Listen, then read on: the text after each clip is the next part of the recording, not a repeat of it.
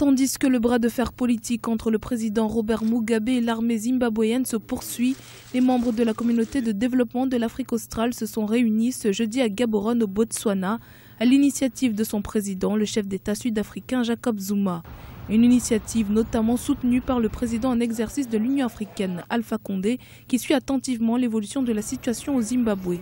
C'est clair, l'Union africaine a condamné.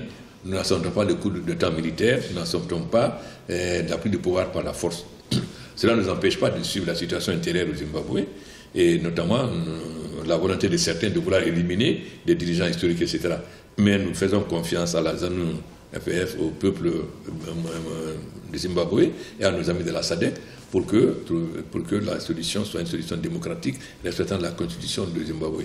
Et nous suivons ça de très près avec nos amis de la SADC. Mais notre position est très claire. Nous demandons que les militaires retournent dans les casernes et qu'ils aident. D'abord, la plupart sont membres de la ZANU-PF, des combattants historiques, donc qui respectent leur propre lutte passée et qui respectent la Constitution et qui trouvent la solution à travers la Constitution. Le 15 novembre, la capitale Harare est tombée sous le joug de l'armée zimbabwéenne. L'armée zimbabwéenne qui maintiendrait par ailleurs le président Robert Mugabe assigné à résidence. Parallèlement à cette prise de pouvoir, la population zimbabwéenne poursuit ses activités dans un calme relatif. L'initiative de la SADC et donc de ce conseil de crise dirigé par le président Zuma était inévitable.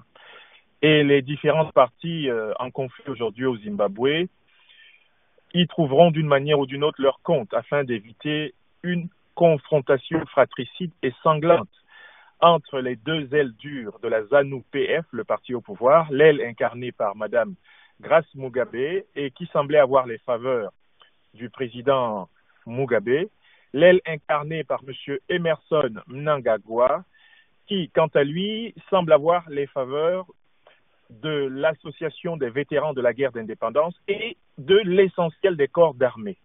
À l'heure actuelle, rien n'a encore filtré de cette réunion à laquelle participent les ministres des Affaires étrangères de l'Angola, de la Tanzanie et la Namibie.